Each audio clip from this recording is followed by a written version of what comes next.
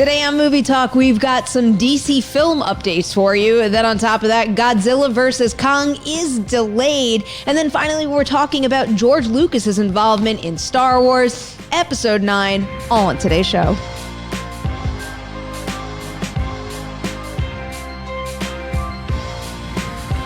Good morning, everyone. That is our lineup today on Movie Talk, and I have the pleasure of discussing all of those hot topics with Coy and Haleigh because it's Tuesday. I love Tuesdays. It's Tuesday. Oh, wow. I love Tuesdays because I get to see your faces. I think they sell all of those things at Hot Topic. I think they Godzilla, do. No, I think Batman, they do. Star Wars. I don't know if that was an intentional pun. They sell Tuesdays at Hot Topic. Tuesdays also. An extra Tuesday. I could use an 8-day week sometimes. I'll take your finest Tuesday Hot Topic. I haven't been into a Hot Topic in so long because I feel like after my first year here and being around Dennis too much, I had to make a strict no more purchasing pop rules. And still, Dennis taunts me on Instagram every single time they have a new Instagram at the local Hot Topic, a new Funko Pop that I would like at the local Hot Topic here. He has to send it to me knowing that it's going to get me all crazy. Their merch game has improved. They're not like the little like obscure hub they were considered in high school. Hot Topic's pretty solid in Hot Topic news. No, I think so. I mean, I still want everything, which is why I must stay away. But right now what we are jumping feet first into is a fairly significant article that Variety posted, and it's about the future of the Warner Brothers DC movies, and there's a ton of stuff here. So I think what we're going to do right now is we're kind of going to bullet point it by movie, and we're going to hit every single thing in this article, starting off with what they say about the Batman. I'm going to read a little bit from the .com article because they break it down pretty well here. So Variety is noting that contrary to previous rumors, the bulk of the Batman's plot does not take place in Arkham Asylum. Instead, only a handful of scenes take place there. However, the report also notes that Warner Brothers and DC hope that if the Batman is a success, it could lead to any of these villains headlining their own spin-off movies. Coy, I actually have a question for you first. So given that description of what the Batman could be, does it change your idea in terms of the source material that this movie could be pulling from? I think they can still do Calendar Man. I think they can still do The Long Halloween. I just think it can be set in Gotham. Like I think Arkham is going to be a piece of Gotham, but I think Gotham might be the playground now. And I think that it's still going to have that tone. I think it could still very much be that detective discovering and trying to trace. Like it's going to have the roots of it. Just like Civil War wasn't Civil War from the comics, but it was still the through line from the comic. There was a lot of similarity. And I feel like you can still do The Long Halloween without it being the contained Arkham story that we thought it was going to be. I think Affleck, his script, we kept hearing Arkham. I think when he left, that script was completely changed. And obviously it's a Matt Reeves film now, so it's completely different. But I think a lot of the holdover of rumors comes from the Ben Affleck era. So if only a handful of scenes are taking place there, does that change how much you guys are thinking we're going to get of, big casting announcements recently, like Catwoman and Penguin and Riddler, or are all of them out and about anyway and it doesn't matter? I think that we've seen across mediums, animated, well, maybe not so much in live action yet, but cartoon, like you can have a bunch of them on the loose and that works just fine too. They don't all have to be locked up in one spot. That certainly makes it easier to justify and remove some of the need for exposition. Sure. But I don't see why not making Arkham the central location would in any way mean you can't do the Rogues Gallery thing. I think you got me so hooked on the Long Halloween thing. I want that so bad. I mean that, and also just like the idea of if we're having so many key characters, it all being in one like neat organized space. With signs on the door. So, now I know who this is. Look, they're labeled. A little bit. I mean, that's basically the only visuals I've had in my head thus far because we really don't know all that much. But my next question for you guys here is, do you think that the idea of giving these individual villains their own spin-off movies could be the way to go? Because there are so many different routes they can pursue with this, just as far as, if the Batman is a success, how many Batman movies are we going to get? Do you want Batman movies, a continuation for Robert Pattinson's Batman, in addition to potential spin-off movies? Are these spin-off movies more in line with Joker? Or do they stick with the tone that they started with in the Batman movie? I don't really know what the clear path is, and I'm sure these are only very preliminary ideas, because again, in the article they say if the Batman is a success. So I have a feeling they're going to see what folks respond to most and then go in that direction. But I don't know. I'm a little torn in terms of what I'm rooting for as far as DC films go right I think now. one of the strengths of the Joker was that it wasn't a Batman movie. I think one of the strengths of the Joker was that it sold itself as this different take, this different genre, this different type of film. And I enjoyed the fact that it was an Elseworld, so we weren't waiting for Batman to show up. I like that even in the final trailer, they were like, by the way, this is Bruce Wayne. Mm-hmm. Like they make it very clear you won't be getting a Batman in the third act as some surprise twist. I would prefer if they do villain one-off movies, they be Elseworlds, because I think if you try to do a villain tying into the hero movie that you just experienced, it's not going to land tonally unless you try to make a very similar movie, and in that case, just make another Batman movie. I think it's a really slippery slope. I'd rather see a Mr. Freeze movie, which we've talked about a few times, that feels so different, that couldn't exist in Batman, than see a Batman Mr. Freeze and then have it spin off, because I feel like we're just chasing something. I've always wanted to see the Spider-Man Sinister Six movie, but I want to have all the villains be established in their own movies and then go off and make Spider-Man the villain. But I feel like if this Rogues movie does well, then Batman is kind of the villain, because he's just as crazy as the people he's fighting. He's a guy that dresses as a bat and punches people. Like that's a different kind of character to make a spinoff from. I really do like that perspective, though. Yeah, Batman as the villain is what I kind of want out of this film. Although the way you play that out, we're going to be waiting a long time for that Sinister Six movie. That's never happened. But imagine if think about it, we have 3 villains already established, and then we've got Venom. If you add 1 villain to the next Spider-Man movie, you could do a Sinister Six film easily. Whereas we're starting this film with a barrage of Bat villains because he is one of the best rogues gallery of all time, but we've just met them. I think you need to build to meeting them. But I don't know if a solo film this early in Batman's tenure works, because we will have just met Pattinson. I don't think it makes sense to jump over here. Are people casually using that phrase at this point? Pattinson? I mean, I have been. Arbats. I find them Arbats? interchangeable. Both good. I think I like Arbats. You take your pick. All right. I don't know. It's just it's easier for me to say. Yeah, really. Since the first time I saw Photoshop. I don't know which hashtag is hotter. 2019 sentence. I know. I felt so wrong uttering that sentence. Where do you fall on this, Haleigh, as far as them spinning off the villain characters? Are you imagining that it is somehow still connected to the Batman, or could these spin-offs still have a Joker vibe where they're spinning off these characters, but they're still making it its own creative, unique endeavor? It's like my answer to everything, but why not both? Like, I think both could be fun, and it depends on the villain, it depends on the direction, it depends on the creative. This is all obviously very much prognosticating about something that's in very early stages, but like, I absolutely think that if there's a villain in the Batman that he really vibes with, like the Battinson / Arbats / whatever our nickname for that villain becomes, chemistry is right there, then keep that in universe and keep that actor around and play with that. But there's also, you can do the Joker thing. My concern there is, like, I don't love when something that's a weird idea is a hit and then the studio's like, let's do 14 of those, because they're never as weird or interesting as the original weird idea, right? They become studioized to a pretty significant extent. But I think that if Warner Brothers has a good history of being a filmmaker-driven studio, so if they can cling to that in their approach to those films, then that could be really interesting. Yeah, maybe not the same weird as Joker, but a different weird. Well, yeah, rooted in the individual character. Yeah, that's exactly what I'm saying. Don't do the Joker again. No. Like, rooted in the individual character, rooted in whatever filmmaker you hire, who hopefully has a really unique sense of style that you don't, studioize. Yeah. In that vein, we've cast incredible actors as these rogues. Like, the cast of this movie is crazy, and in the way that superhero films are not a genre in the specific sense, you can make them all different types of genres. It would be interesting to have a detective story with the Riddler and a romance with Mr. Freeze and a crazy noir with ventriloquist. You could totally do that, especially if you cast well. A full-on horror thriller with Clayface. You could do all of this if you do it correctly. I just worry that it'll muddy the Pattinson Batman if you do it too soon. No, that's fair. I mean, that was another.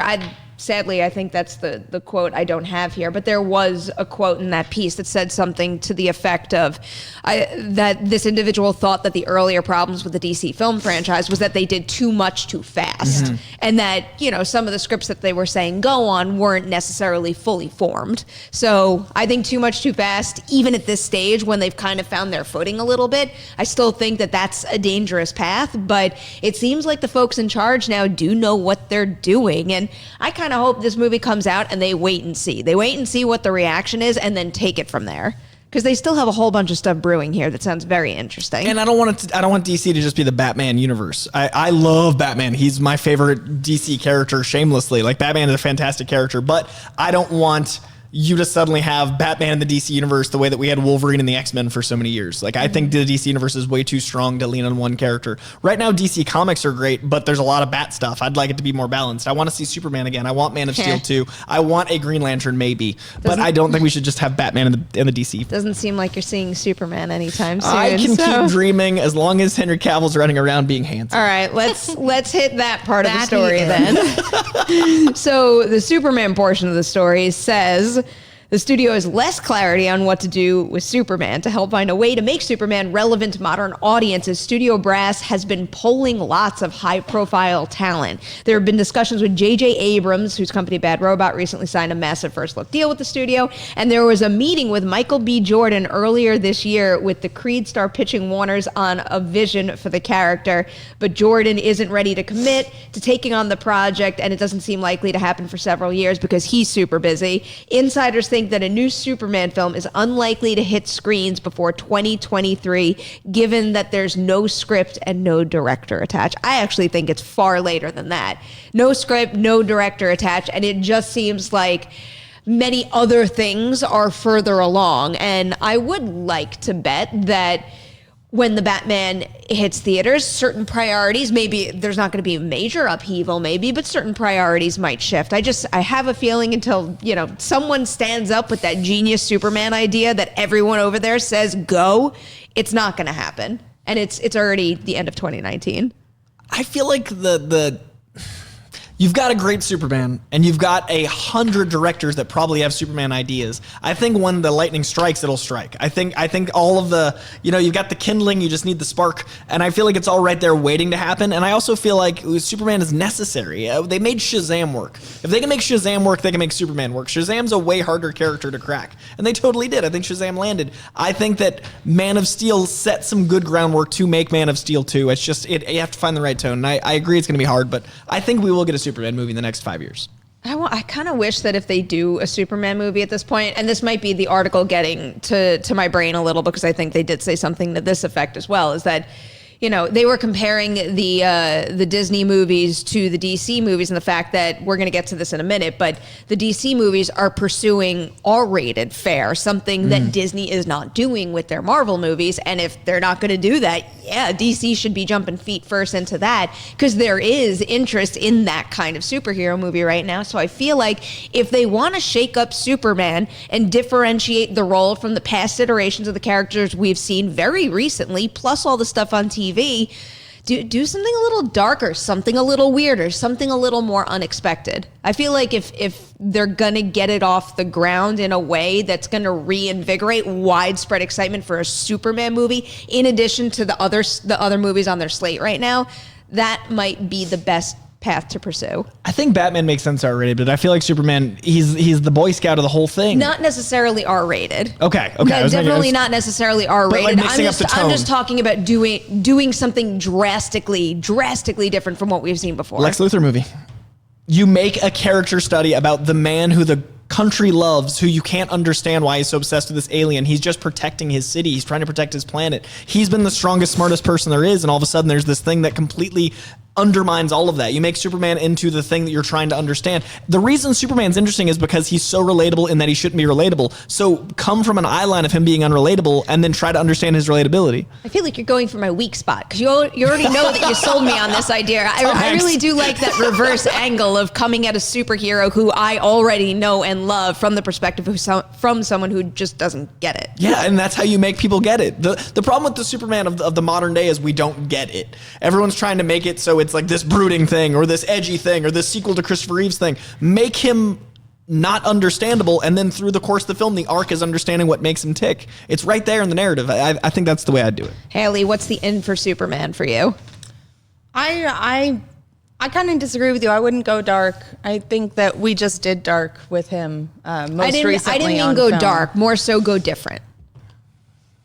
Okay, maybe different. I mean, like there's plenty of like alt universe comics that you could explore if you wanted to do something really different with the character. But for me, especially now that like Captain America's kind of stepping aside in the MCU, I really need like an aspirational old-fashioned hero, and that really works for me, and I respond to that. And I think we have such a variety of anti-heroes or different heroes, and I'd like to see some old-fashioned good feelings and good heroics, and sort of the Star Trek approach of like good people doing good things because they believe in the future of the human race. I'd like to see some of that. It's actually a very good point with Captain America stepping aside. Now that I'm thinking about all of the DC and Marvel movies, we won't really have that anywhere. Like I don't really know what the tone and the style and everything of Falcon and Winter Soldier is going to be. So maybe that's going to be the thing coming up to fill the void. But maybe like it's not. Espionage buddy cops. So Yeah. even that's a little more on the edgy side technically. And I think that what Marvel's done is they've retired their big ones that were those archetypes, and now they need to fill in new archetypes. But the world now isn't as beautifully simple as we perceive the past. It's just not. So the thing that worked about Captain America is we have this amazing naivete towards the past. Like the 50s and 60s were as darker than today, but since we didn't live them, we're like, look how happy everyone was. I don't think characters introduced in the phase 4 and 5 can be as like shucks as Cap, because he's got that brilliant like device to make him allowed that way. Whereas Superman is the Boy Scout of the comic world. So I think that we need something that's light and fluffy, that the only character is Superman. I think that we need someone to be truth, justice, in the American way. But if people aren't going to understand that because the world's messed up, committing myself to PG-13, then you do it through Lex Luthor or something like that device. I mean, we do have Wonder Woman. We do. And it does look like 1980, or is it 1984? 1984, yeah. So many 1984s going around. American Horror Story just did that, right? Yeah. It's a great year. It's a great year. It's a good year. So like that film, from everything we've heard about it, is going to be very much like aspirational, positive heroics. And it's almost like it, or at least the last one had like a little bit of a classic vibe to me too. So maybe that is the movie in the franchise filling that void right now. And she has that same quality that you were discussing, as like this sort of untouched purity and goodness, not from being from the past, but from being from now I'm having to censor myself. From a nice island. From a very, very far away place where things are different and better.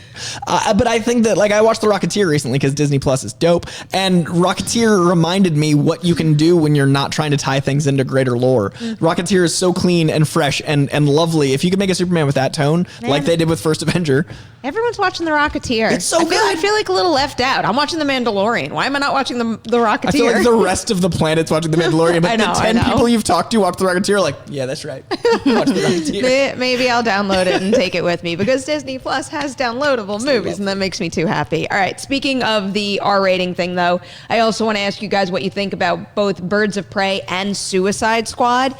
They are expected to get R ratings as well. Smart move. Does that limit the audience too much?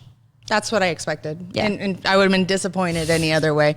I suppose you could make the Harley Quinn movie not rated R, but I don't see why you would, given sort of the approach they seem to be taking to it, which is a bit more mature, a bit, using the word again, but weirder. And the way, I think when I spoke with Margot Robbie, she said she wanted to make an R-rated girl gang movie. Like, that's pretty straightforward on the idea for the pitch. So I always perceived it that way anyway.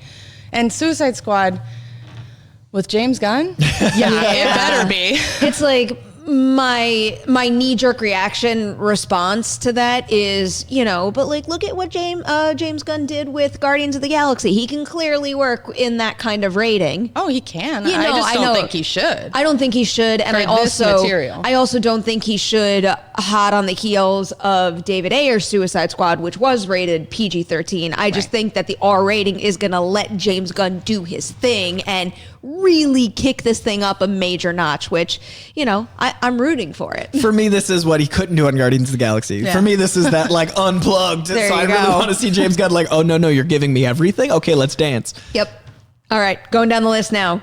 We have Green Lantern Corps. It still remains a priority, apparently. It looks like a script is being delivered at the end of the year. The project may be presented to J.J. Abrams and Bad Robot to see if the company would be interested in producing the picture. However, of course, Greg Berlanti, he is partnering with Jeff Johns on a Green Lantern television show. So now there's speculation that that relationship could lead to his involvement in a feature film. What is the likelihood we see a Green Lantern Corps movie in the near future? And what is the likelihood of Greg Berlanti signing on to be part of that? I'm very torn because Green Lantern is one of those amazing properties where you can actually have a show and a movie exist in the same universe simultaneously because there's so many Green Lanterns. Yes. I would love if HBO Max was finally the network where you had a show and a movie that are simultaneously in the same universe, because we haven't really done it. We keep dabbling, we keep doing things where, like, The Mandalorian is in the future, it's still in Star Wars, but I want to see a character from TV in a movie that is set in a blockbuster universe that we haven't fully done that yet. I've been waiting for the King Killer trilogy forever. Like we've been almost there. So I would love if they let Berlanti do the show and have an actor playing Jon Stewart, or have an actor playing Guy Gardner, an actor playing Hal Jordan, but then you have the movie be another Green Lantern tale, because you can do it simultaneously. I'm just worried that there's a lot of bad blood with Green Lantern. I don't know what the script is like. I don't know what the public wants. I don't know which Green Lantern they'll go with. I want buddy cops in space. I don't know if they're going to do that. It's a tricky property right now. Green Lantern, how you feeling about it? I have What are less your predictions? strong opinions. Green Lantern was not something I grew up like with a big attachment to, so everything like in my mind is very business minded on that. I don't see why Greg Berlanti couldn't be a part of a film, but I don't see anything also in his very expansive resume that suggests that would be the path he would take necessarily, given his recent work. I mean, you have like the marketing hurdle that they can easily clear, but like definitely when people think of Green Lantern who aren't in our rarefied unit of people have that leftover taste in my mouth from the last movie. If you were to ask my mom or my aunt, they'd be like, "Oh, they're doing another one," and they would have no idea it was like new creatives or anything. Yeah. That said, I in terms of like combining the universes, that's an interesting thing, because obviously we know Marvel's going to do that on Disney Plus, and I'm hesitant to see DC try to rush into that kind of thing, because I worry it'd be the same as them trying to rush into a shared universe that didn't work out for them. When I think that lately what's really working out for them is leaning into individual properties and less of the shared connective tissue. So I would be intrigued if they tried to beat Marvel to that punch. See, I see your concern, and Marvel's definitely going to get it out timing-wise first, but I think Green Lantern he's a cosmic character. You can have him not really interact with Batman. You can have him not interact with Superman, whereas he can interact with his show and him, and that could be its own little thing. And I think tonally, it'd be really cool to see a space opera done right at DC. I'd love to see them handle that type of thing, and then you could have characters introduced long form on TV, then jump into the movie. Like, there's just so much potential there. I don't disagree. You I clearly think, know more about I've the got character. some ideas. I got some goals. I think what makes me hesitant about that just yet is, we don't really know what HBO Max is going to do to the industry. We don't know the impact it's going to have. And I feel like until I find my footing over there, I'm not ready to commit to a show that exists over there and could also require that I see a big screen rendition as well. It's like that, that is the benefit that Marvel has right now. It's like they've got all of the moviegoers hooked. Yeah. And now look at how many people subscribe to Disney Plus. Like, they could have done something like that, and it would have felt like necessary viewing. Whereas I feel like for a Green Lantern show in particular, that needs to become necessary viewing first. So if Berlanti is involved, I hope they wait until that is a hit along the lines of some of his other shows, and then maybe they press go on a movie. Super agree. You kind of like said much better what I was trying to hint at with the marketing thing. Like, nobody I know would sign up for HBO Max to watch that show, whereas people 100% will sign up to Disney Plus to watch The Mandalorian or whatever upcoming Marvel shows are. I outside of our little box of people, nobody I know would be like, a Green Lantern show, throw another $10 on my monthly subscription charge. Or what is it, 17 something crazy? I don't know. I can't even keep track. I feel like it's just all blurred together in a big fat money blob that I'm going to have to pay. hey. All right, next up on the DC list here is, oh, hey, Flash is still hanging around because apparently Warner Brothers and DC still have faith in Ezra Miller's Flash, and they are proceeding with development on that standalone movie. Andy Muschietti has been tapped to oversee the movie, and he's enlisted Christina Hodson, who wrote Bumblebee, to write the screenplay. She's going to finish that assignment before moving on to her screenplay for Batgirl. Production on The Flash won't be able to start until Miller finishes up his work on the next Fantastic Beasts movie, which means that cameras are unlikely to roll on this one until 2021. But I think my question for you guys is, are they going to roll ever? Or wait, can I rephrase that? Are they going to roll ever with Ezra Miller in front of the lens? I personally don't think Ezra Miller's the Flash anymore. And I get that he's in this, and I get that he's attached, and I get that everyone wants him there, and I get all those things. But they're separating from the shared universe they built, and I don't see a reason to keep him on as the Flash in order to do that, because it just confuses people that don't see it as a shared universe. And I would love to take an entire day and read the 97 Flash scripts that have been bounced around with this. I want to read Ezra and Grant Morrison's. I want to read the first one they had. I want to have that day. It sounds great. But there's a dark irony in the fact that the Flash is always late in the comics, even though he's a speedster, and it's the last movie that's coming out. There's something to that, and I don't know if that's going to be the way to do it. I love the idea of her writing it because I loved Bumblebee, and I think that earnest charm is what the character needs. But Ezra Miller also played a mix of Wally West and Barry Allen. Like, the way he played the character, this is very specifically nerdy, the way he played the character was the optimism and earnestness to Barry Allen with the yucks and hijinks and like quippiness of Wally West. And I think you need to pick one, because that's the only way you can really branch out into making a Flash universe, which they'll inevitably want to do because this is a comic book property. You need to have a very strong take on the character. And I feel like Ezra Miller was playing Ezra Miller as the Flash, and I don't know if that's going to translate to what they're trying to build. Do you think that, like, it'd be, so, you know, you're talking about the shared situation that they're moving away from, but we do still have Aquaman, we do still have Wonder Woman, so, like, do you think it'd be weirder for them just to be like, psych, got a new Batman, there's a new, got a new Flash? Yeah, but the Batman and Joker thing seem to be in their own little pockets. I mean, maybe not. Maybe I'm wrong. Maybe they're just going to be like, now it's Robert Pattinson. I hope you can't tell the difference. Maybe the Flash could wind up being in his own little pocket too. I mean, there are actually, you know, like character and story and lore ways to get him out of that space. Of course. I don't know. I as much as I admire Ezra Miller for sticking with the project and the passion he clearly has for it, and the fact that I really did like him in Justice League in that role, I think I'm over it. I think I kind of want to wipe the slate clean with this and maybe push it aside for a little while, but then bring it back. I do think we need a Flash movie, but I don't know. I guess the best way to describe how I'm feeling about this particular project is burnt out. Like, I'm burnt out by it already.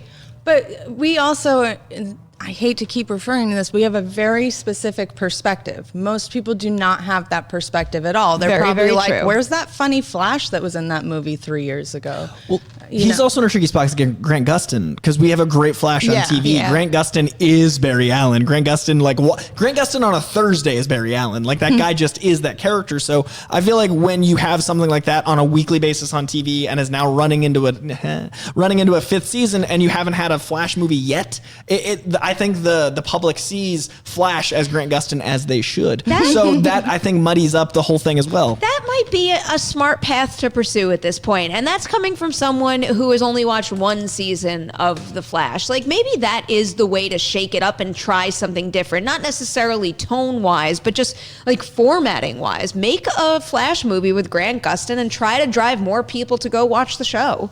I mean, I don't know. I would be very open to that idea. The 5-hour Infinite Crisis, I think, is the biggest thing DC. I think it's Endgame big, and it's going to be crazy. So I think that after Infinite Crisis, Crisis on Infinite Earths, that we're going to see a very big shift, and that could be the time to do something like that. I don't know if we ever will, because I don't know if that's going to be, you know, contracts or how it relates, but I don't think that Ezra Miller's Flash is as regarded as Batfleck was, and he's gone, or as Henry Cavill was, and he's got the cape in the closet but not wearing it. It's a mess. So I think Wonder Woman might be an Elseworld. I think the 1984 thing might be because it's going to be ending continuity. I think there's a very specific reason we had that gap in time, and I think the Joker changing everything is going to change everything. I also don't think we're going to see a team up movie in quite some time. Like, I don't think story wise we're going to be like, where's that person who's teamed up with that person in Justice League? I think that those days are just like long gone behind us. I think we're going to see Aquaman off on his own for a very long time. We'll probably see a third Wonder Woman with her on another separate adventure, but I have a hard time imagining them trying to pull off another team up movie in a good amount of time. I definitely agree with that. That did not go well for them. And I don't, given what has gone well in the past couple years, they're not going to be rushing to that conclusion. Flash is like this big, giant question mark. It's like of all the projects, I feel this is the one that if you try to forecast it in any way, you're the most likely to be wrong. Yeah. Because everyone's been wrong so many times. I do think that I believe more that Andy Muschietti will stay on the project than I do Ezra Miller. Again, like I just said, dumb prediction to make given the project, but he did just make them a whole lot of money. Wait, so can we all make one prediction here? That's your prediction, is that Muschietti will stay on.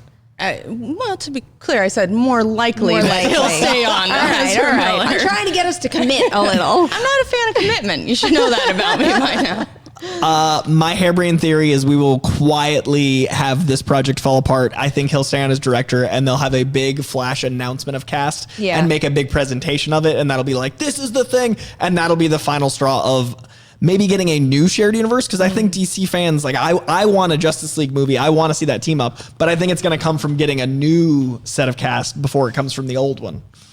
I feel like this isn't my real guess, but I'm just going to take a big swing and say Grant Gustin gets a movie. That is a crazy. That is a big swing. It? Yeah. I feel all right. I feel like I just had to find something different than you two.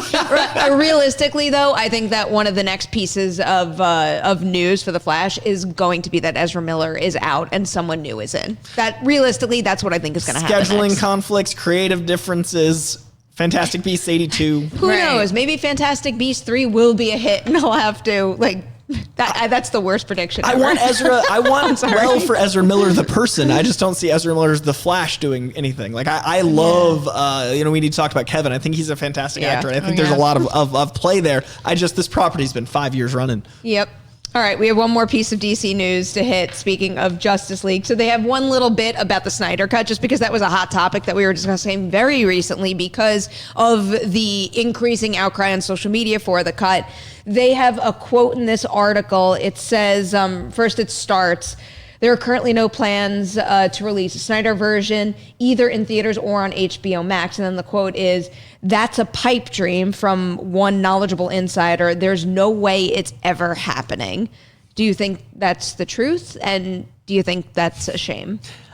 I think it's funny they credited a knowledgeable insider because that's such a relative concept. So for me, it's this guy's watched a lot of movies. Knowledgeable insider. I feel like the scoopers must have like a hat of terms. They're just and they just shake it up every time and pick one out. Source close to the production. Exactly. Friend of the studio, knowledgeable insider. No, I think that it's source that prefers to remain anonymous. It's cartoonish, the fact that we were let's talk about this sentence from this guy we don't know. Yeah. But I think it's a really interesting thing to not dive into. It's an inherent profit margin. Especially if you accept the fact that it's an unfinished cut, everybody just wants to see it. I think HBO Max needs their Golden Goose. They need their Mandalorian. They need their Jeff Goldblum show. They need their Marvel Plus shows. And I think they've got an unfinished movie that is more demanded than most movies. So I think it'd be a loss not to have it released in some capacity. I love the idea of there being a Snyder cut and a regular cut in HBO Max. I love the idea of a documentary. Even if they have to spend money on it. Yes. If they have to spend money to finish his version of the movie. I think if they spend less than $15 million, I think if they spend less than $30 million, they will make a profit. There's such a demand for that thing. All right, Haleigh, you're up. What do you think about that? I don't think it's ever happening. I mean, I guess it could. You'd make good points, but that also requires a movie studio being willing to say, we made a mistake. Yeah. And that you guys, it's such people in power don't like doing those kinds of things, to just be like, well, we were totally wrong. We wasted all this money. Here's the rough draft of what you could have had in the first place. But I think they like money more than they admit. I think some people like money more than they're not publicly saying they were, someone's face isn't saying I was wrong, but someone's face is going to be eating money. So I feel like, there's going to be that shift where they're like, oh, I can admit I'm wrong in private if I can make money in public. And I think that's what's going to be is there is money here and no one's name is attached to canceling this. There's only people that are going to make money off it. I mean, that's a good perspective. Money does kind of trump everything, but I find it unlikely. I just do. I almost feel like maybe if it hadn't become such a big deal, that it would be more likely to be like a bonus on a Blu-ray someday. But I could, who knows? Maybe they will. I agree that would be a great way to immediately get a butt ton of subscribers for HBO Max. That's like built-in subscriber base. But I don't see it happening. I think they're going to hit a point when they're readying for launch and they're realizing that their numbers are not nearly as impressive as Disney Plus's, and they're going to change their tune on that story. They're going to put in a little money and they're going to do it. That's just a bet. I know nothing about what's happening behind the scenes, so I don't want to get anybody excited and then it doesn't happen. But I think it would be a smart business move, and I think they might come to that realization. Those tweets last week looked like marketing to me. So I don't know. And I think if we hear anything, it'll be soon because of those tweets last week. They had a marketing vibe. All right. We're going to have to wait and see on that one. And very briefly, story number 2, because we spent most of our show on that, which there was a lot to cover there, a lot of interesting information. But something else we're going to have to wait a real long time for now is Godzilla vs. Kong, which apparently was moved from March 13th, 2020 to November 20th, 2020. So this report came from Variety. And the question I have for you guys on this one is, do you think the move was largely to give them more time to finish the movie, or is there any strategic advantage to releasing this movie in November versus March?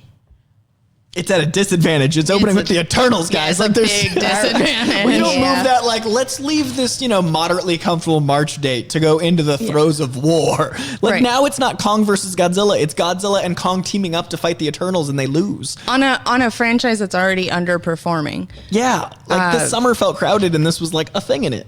Yeah. That's not a good indicator for November. I'm pretty bummed about it. Nothing about this reads well to me. Mm-hmm. This, to me, obviously it's not going to do well at the box office, unless they change it again. That's a suicide date.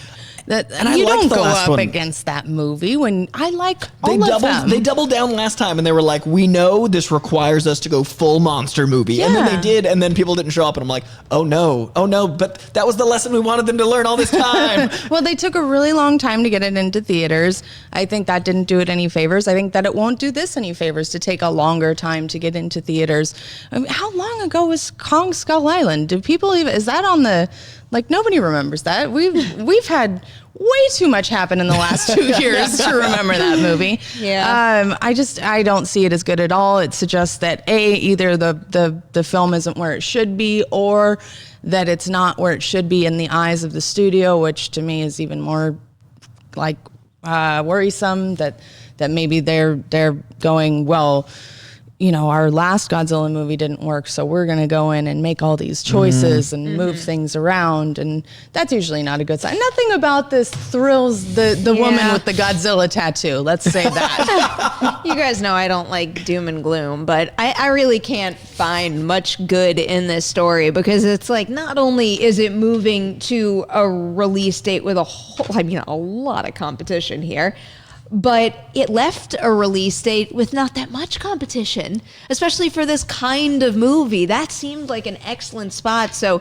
the only thing that I could believe right now is that it was moved to give more time to work on the movie, which is alarming from a number of angles, whether you're talking about, things needing to be reshot late in the game, or maybe the studio wanting to come in and do a little something to it. And I'm always rooting for Adam Wingard. So I hate taking the negative approach to a story like this, because I really do believe in him directing this movie. But Yeah, a move like this definitely raises some red flags for me. I don't fear reshoots and I don't fear additional photography when they're scheduled or when they're reasonable, but a 7-month push does not seem like either of those adjectives is at play here. Like, I don't feel like this is a tiny little thing. This is a full restructuring. We're not that far away from that March release date at this point. Whoa. It feels like a decision like this probably, if it was being made for the better, would have happened far sooner. You just blew Coy's mind. I just was like, that's only, you're right, it's 4 months away. Oh, that's only a quarter of a year. Oh, no, it's now. Yeah, time doesn't mean anything anymore. It's just like, oh, no, we're in March? Okay, cool. Yeah. What?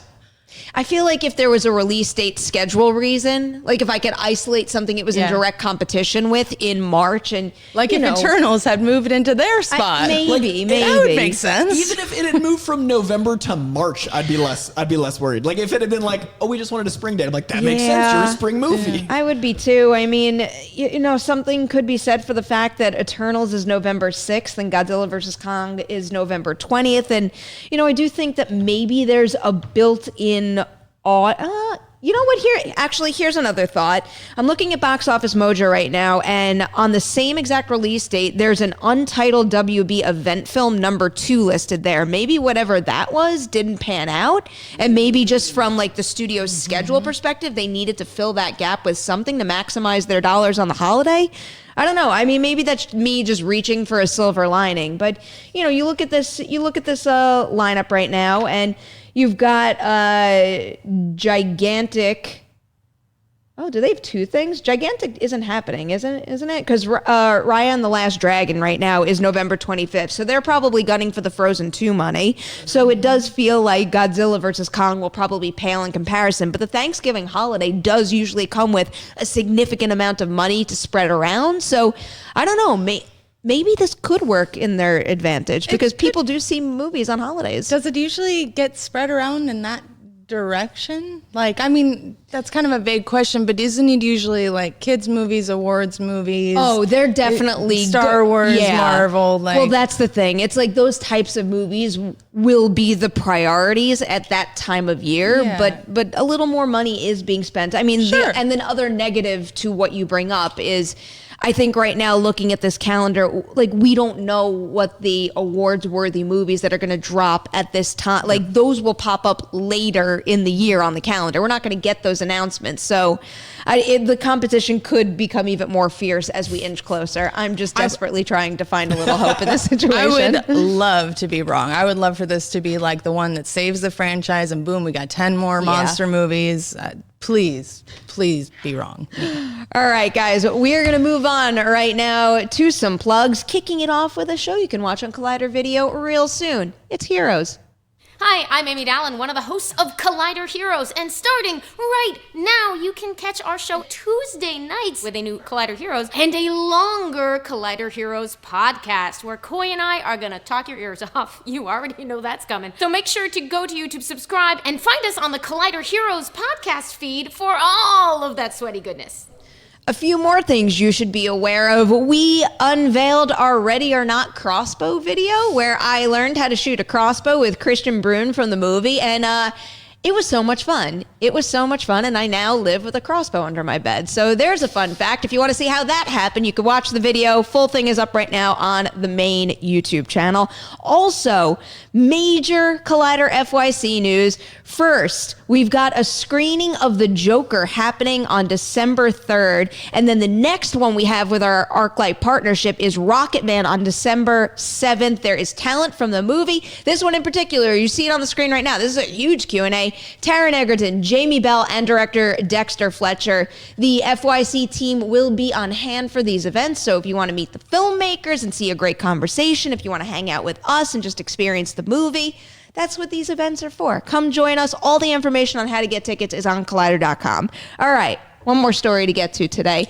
I'm sorry, guys. It's not looking like we're going to have time for live chat questions, but this is an interesting topic to talk about right now because we got a little interview with Kathleen Kennedy, and apparently they did consult with George Lucas before scripting The Rise of Skywalker. This quote came from an interview that she did with Entertainment Weekly, and it reads, We sat down with George Lucas for a long meeting before we ever put pen to paper on this final episode, so we had the benefit of his thoughts. We took a lot of notes. So you guys watch this interview, you read this quote.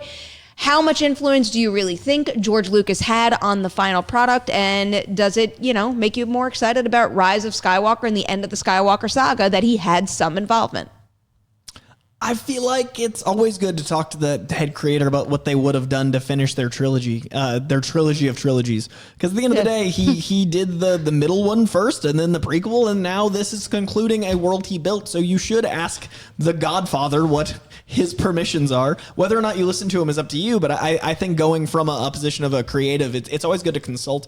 And I think J.J. Abrams loves George Lucas. He's talked about how much he respects that world. Like, he made a very Star Wars-y Star Trek.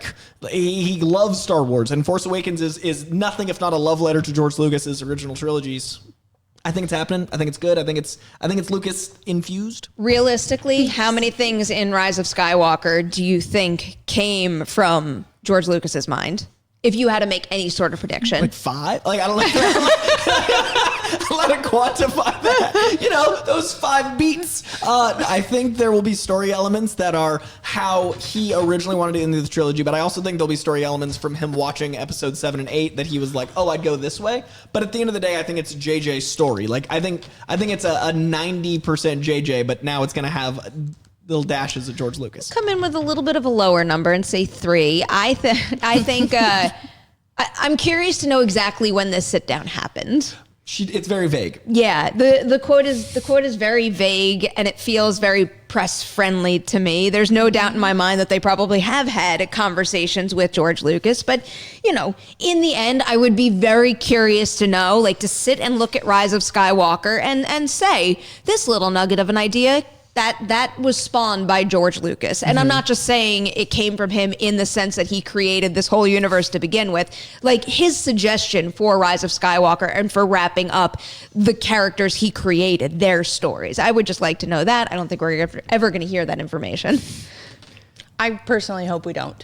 I don't like the idea of breaking down a film into, well, this part comes from him, and that's how the discourse would go, like, so that part's valuable and the rest isn't, and that's just not a conversation I'm interested in having. I just want the film to be taken for what it is. I'm sort of with you, Coy, like, of course it's great.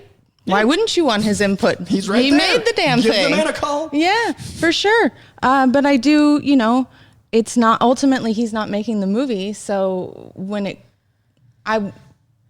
I think that's good that they took a bunch of notes, but I don't know that the idea of trying to make a filmmaker do someone else's thing is what's going to lead to the best end result.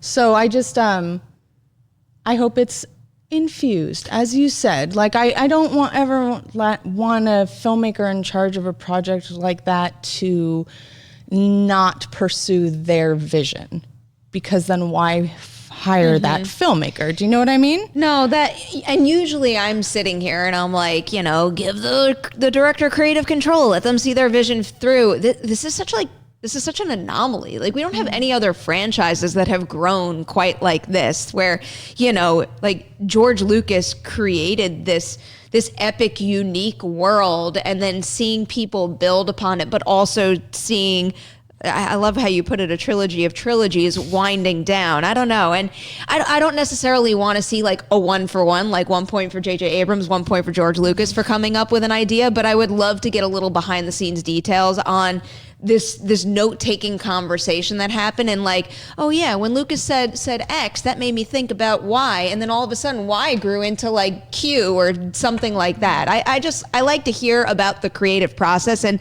when you're talking about the creator of Star Wars in George Lucas, I would like to hear how his notes and his thoughts were implemented. Well, yeah, from that perspective, of course, that's like free film school. Who Yeah. doesn't want that? From like a person who has to live online perspective, I'm not as keen on all of this. Understandable. Sadly understandable. The collaborative nature of film is fascinating because people don't realize that even every single name in the credits isn't everyone that worked on the movie. Right. It is such a giant force of nature and effort that like 8 people get credit for, 12 if you're in the industry, 2 if you're not. Like it's an exhausting thing. And when you have the Tim Miller quotes, the James Cameron thing, when you see just like when creatives butt heads, it gets to be messy. So I hope this was just a very diplomatic, like, this is to service your trilogy. This is in honor of you, but I hope it didn't make it 2 cooks when it should have been 1. Yeah, food analogies. That's always food. the way to go. Leave the Infused, food. 2 cooks. What kind of bread is George Lucas? Yes, George Lucas is a fine croissant. All right, let's get one quick question from the live chat in before we say goodbye. Tabitha wants to know, what universe would you live in, DC, Marvel, or Star Wars? I'm definitely picking Star Wars because I feel like if I lived in DC or Marvel, other people will have the superpowers. I will be just like a lowly person running away from the crumbling buildings. At least in Star Wars, I could play with cool stuff. Star Wars always seems so like hot. It's just or cold. It's just so temperate. I just want. How about Endor? You can go there, chill with the Ewoks. Oh, it's so humid. That place is so humid. Oh no. I don't know. Their fur doesn't look super sticky. But like the lush green. Yeah, that's true. That does not That's come very from true. a balmy climate. I would live in Marvel because no one seems to die, which is lovely. You just get snapped away. But you come out of back existence. And you're like, what happened? I feel great. I get a 5-year nap. Refreshing. No disrespect for Marvel or DC, but DC feels like I wouldn't know what was going on at any point because there's no shared continuity. And Marvel seems like it's a very like, well, things are working out. Marvel seems exciting. I feel like civilians are always in only a little bit of danger. When I feel like Batman might kill me. Like I don't know. 100% like read all my thoughts. Star Wars seems really depressing to live in. Just like dead ass so depressing. There's never not a planet being destroyed or some sort of genocide happening. Horrifying acts of war constantly. It's in the title. So it seems like a real bummer despite all the like zoomies and the cool guns and the baby Yodas. I want it so bad. Even he looks too warm. I'm very concerned about temperature. But Marvel, it seems the least threatening, the least depressing, and there's something. I don't know. I think it's just their tone. Like it seems like it'd be you fun guys to are live boring there. with wish fulfillment fantasies. Are we, Jeez. or do we not want to end up You're in too like? practical about this. I mean, I know I have a crossbow, so maybe I feel safer in a world like Star Wars. But Marvel is intentionally relatable. Marvel by its nature is the underdog continuity where you're like representing these characters that you feel like. So the world they built is like I could put myself in there and feel relatively comfortable. Like it's just like I could walk down the street and imagine the Hulk exists if it's not that far away from our reality, and that's already so surreal and crazy. Like, and I want to believe in Captain America. I want to believe in these ideals. I want to believe in billionaire philanthropists. And there's all kinds of wild gadgetry and fun space travels and all the cool stuff in Marvel too. There's just a whole lot less genocide. You got to go track down Michael Keaton and see if he's got any good stuff to sell you. And then you still get cool toys to play with. Well, I will track down Michael Keaton any day of the week. All right, guys, I'll leave that to you. Which universe do you want to live in? DC, Star Wars, or Marvel? Tell us about it in the comments below. Coy, Haleigh, thank you so much for spending your Tuesday mornings with me. Adam in the booth, Dorian in the live chat, thank you as always for your help. Huge thanks to everybody out there. Let's see what's on tap. Collider Ooh, big guest today. You're going to want to head over there at 10 a.m. PT because Adam Carolla's on the show today, so do not miss that. Also, do not leave this video without liking and sharing it. We will be back tomorrow morning for a live episode of Collider Movie Talk.